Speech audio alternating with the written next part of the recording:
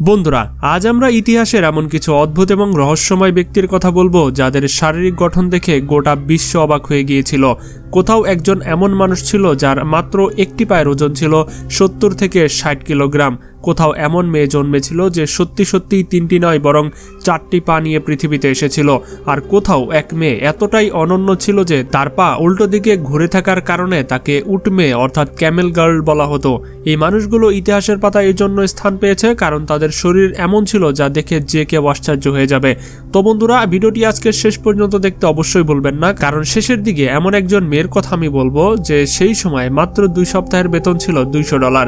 Video শুরু করার আগে অবশ্যই চ্যানেলটি এখনো যারা সাবস্ক্রাইব করেননি তারা সাবস্ক্রাইব করে দিন। তাহলে এবার চলুন ভিডিওটি শুরু করা যাক। ফ্যানি মিলস। বন্ধুরা, ইতিহাসের জন্ম নেওয়া এমন এক মেয়ে যার পায়ের আকার হাতির পায়ের মতো বড় হয়ে গিয়েছিল। হ্যাঁ, তার নাম ফ্যানি মিলস। ফ্যানি মিলসের জন্ম 1860 সালে যুক্তরাষ্ট্রের ওহাইও রাজ্যে হয়েছিল।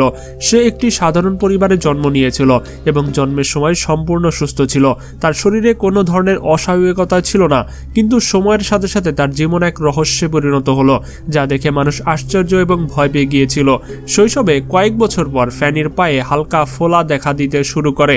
শুরুতে এটাকে সাধারণ রোগ ভাবা হয়েছিল, কিন্তু এই ফোলা থামার বদলে ধীরে ধীরে বাড়তেই থাকে। কিছু সময়ের মধ্যে তার 2টি পা অস্বাভাবিকভাবে বিশাল হয়ে যায়। ডাক্তার এবং ইতিহাসবিদদের মতে ফ্যানি একটি দুরারোগ্য রোগে ভুগছিলেন যাকে এলিফ্যান্টিয়াসিস বলে। এই রোগে শরীরের লসিকাতন্ত্র ঠিকমতো কাজ করে না, যার কারণে ফোলা কখনো কমে না এবং শরীরের অঙ্গ অস্বাভাবিকভাবে বড় এবং ভারী হয়ে যায়। মনে করা হয় ফ্যানি মিলসের একটি পায়ের ওজন প্রায় 60 থেকে 65 কিলোগ্রাম পৌঁছে গিয়েছিল, যেখানে তার পুরো শরীরের মোট ওজনই ছিল প্রায় 140 থেকে 150 কিলোগ্রাম। তার পা এত বড় এবং ভারী হয়ে গিয়েছিল যে সে হাঁটা চলা তো দূরের কথা, তার পক্ষে দাঁড়িয়ে থাকাও যেন কষ্টকর হয়ে পড়ে। যে কেউ তাকে দেখতো তার পা সত্যি সত্যি হাতির পায়ের মতো মনে হতো। 19 শতকের সেই সময় চিকিৎসা বিজ্ঞানের আজকের মতো উন্নতি ছিল না, তাই এই রোগের কোনো কার্যকরী চিকিৎসা সম্ভব হয়নি। সময়ের সাথে সাথে ফ্যানির অবস্থা আরও খারাপ হতে শুরু করে। জীবনের বাধ্যবাধকতার কারণে তাকে সেই সময়ের সার্কাস এবং অদ্ভুত প্রদর্শনীতে দেখানো হতে লাগলো। লোকজন তাকে দেখতে দূর দূরান্ত থেকে আসতো। কারো কাছে সে ছিল এক অলৌকিক ঘটনা, তো কারো কাছে এক ভয়ঙ্কর সত্য। কিন্তু ফ্যানির জন্য এই জীবন কেবল যন্ত্রণা অপমান দ্বারা পরিপূর্ণ ছিল। 1899 সালে মাত্র 39 বছর বয়সে ফ্যানি মিলসের মৃত্যু হয়, কিন্তু তার রহস্য আজও ইতিহাসের পাতায় লিপিবদ্ধ রয়েছে। স্টিফেন বাইব্রোভস্কি। ইতিহাসে জন্ম নেওয়া এমন এক ব্যক্তি যার পুরো মুখ এবং শরীর ঘন লোমে আবৃত ছিল। এই রহস্যময় মানুষের নাম ছিল স্টিফেন বাইব্রোভস্কি। স্টিফেন বাইব্রোভস্কির জন্ম 1891 সালে পোল্যান্ডের ওয়ার্স শহরে হয়েছিল, যা সেই সময় রাশিয়ান সাম্রাজ্যের অধীনে ছিল। জন্মের সময় থেকেই তার শরীরে অস্বাভাবিকভাবে ঘন লোম ছিল, যা দেখে ডাক্তাররাও আশ্চর্য হয়ে গিয়েছিলেন। তার মুখ, কান, গলা, হাত এবং প্রায় সারা শরীর জুড়ে লোম এতটাই ছড়িয়েছিল যে তার মুখ মানুষের চেয়ে বেশি সিংহের মতো দেখতে লাগতো। ডাক্তার এবং ইতিহাসবিদদের মতে স্টিফেন একটি অত্যন্ত দুর্লভ জিনগত রোগে ভুগছিলেন যাকে হাইপারট্রাইকোসিস বলা হয়ে থাকে। এই রোগে শরীরের লোমের বৃদ্ধি অস্বাভাবিকভাবে বৃদ্ধি হয়। মনে করা হয় স্টিফেনের মুখ এবং শরীরের লোমের দৈর্ঘ্য প্রায় 6 থেকে 7 ইঞ্চি পর্যন্ত বেড়ে যেত, যার কারণে তার আসল ত্বক দেখা প্রায় অসম্ভব হয়ে পড়েছিল। এ কারণে বিশ্ব তাকে লায়ন ফেস্ট ম্যান বা সিংহের মতো মুখওয়ালা মানুষ বলে ডাকত।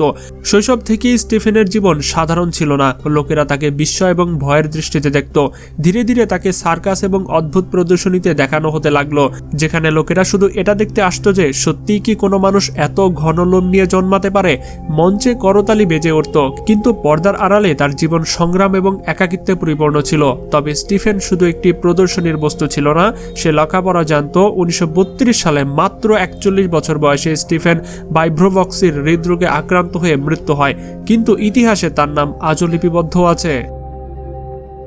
ফ্র্যাঙ্ক লেন্টিনি। মাঝে মধ্যে ইতিহাসে এমন মানুষ জন্ম নেয় যাকে দেখে মনে হয় যেন প্রকৃতি নিজেই তার নিয়ম বদলে দিয়েছে। আর এখন আমরা এমন এক ব্যক্তির কথা বলছি যিনি তার অস্বাভাবিক দেহের পরও গোটা বিশ্বকে অবাক করে দিয়েছিল। এই রহস্যময় ব্যক্তির নাম হচ্ছে ফ্র্যাঙ্ক লেন্টিনি। ফ্র্যাঙ্ক লেন্টিনির জন্ম 18 মে 1889 সালের সিসিলি, ইতালিতে। জন্মের সময় ডাক্তারদের বুঝতে বাকি ছিল না যে এই শিশুটি সাধারণ নয়, কারণ তার শরীরের সাথে একটি অতিরিক্ত অসামঞ্জস্যপূর্ণ শরীর যুক্ত ছিল। ফ্রাঙ্কের ছিল 3টি পা, 2টি কাজ করার মতো পা এবং একটি অতিরিক্ত অপরিণত পা যা শরীরের নিচের অংশের সাথে যুক্ত ছিল।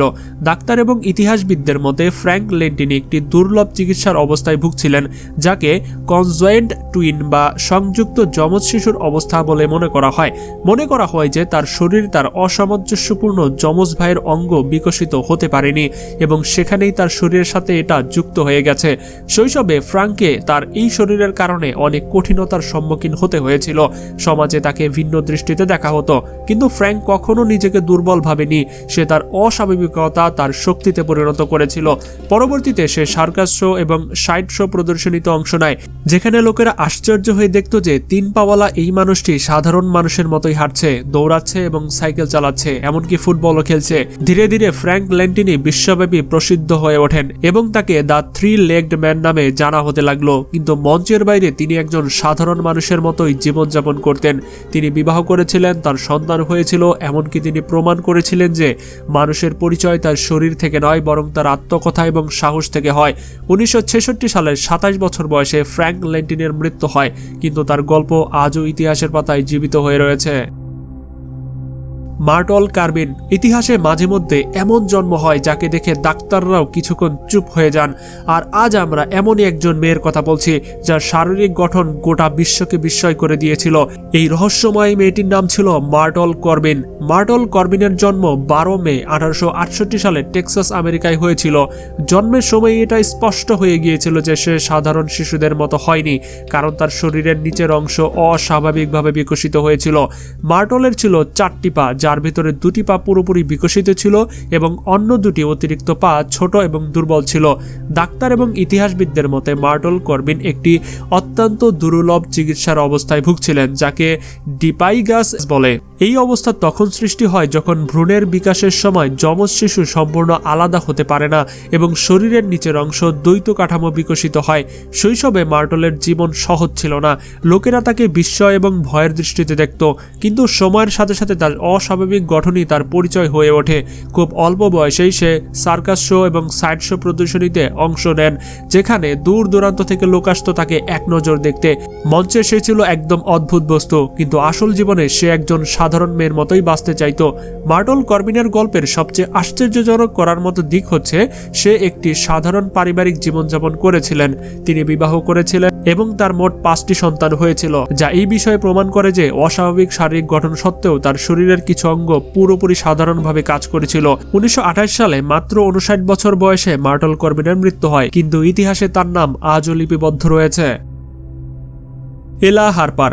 ভাবুন এমন এক মেয়ের কথা যে জন্ম থেকেই বিশ্বকে অবাক করে দিয়েছিল। তার হাঁটা দেখে লোকেরা ভাবত যে এটা মানুষ নাকি কোনো অদ্ভুত জিনিস। আমেরিকার টেনেসি প্রদেশে 5 জানুয়ারি 1870 সালে জন্ম নেওয়া এলা হারপার শৈশব থেকেই আলাদা ছিল। তার 2টি হাঁটু পেছনের দিকে বাঁকানো ছিল, এ কারণে সে সোজা হয়ে দাঁড়াতে পারত না এবং মাটিতে হাত পায়ে ভর দিয়ে চলাফেরা করত। তার হাঁটার ভঙ্গিমা লোকজনকে উটের মতো লাগত, এ কারণেই তাকে বিশ্ব ক্যামেল গার্ল নামে ডাকত। এই জন্মগত অবস্থাকে কনজেনিটাল জেনোরেগভেটাম বলা হতো এবং সেই সময় এর কোনো চিকিৎসাও ছিল না। যেমন ভাবে এলা বড় হয়, তার অদ্ভুত গঠন এবং হাঁটার ভঙ্গিমা মানুষজনকে আকর্ষণের কেন্দ্রবিন্দু করে তোলে। খুব দ্রুতই সে সার্কাসে কাজ করতে শুরু করে এবং সেখানে তার প্রদর্শনী খুবই তাকে বিখ্যাত করে তোলে।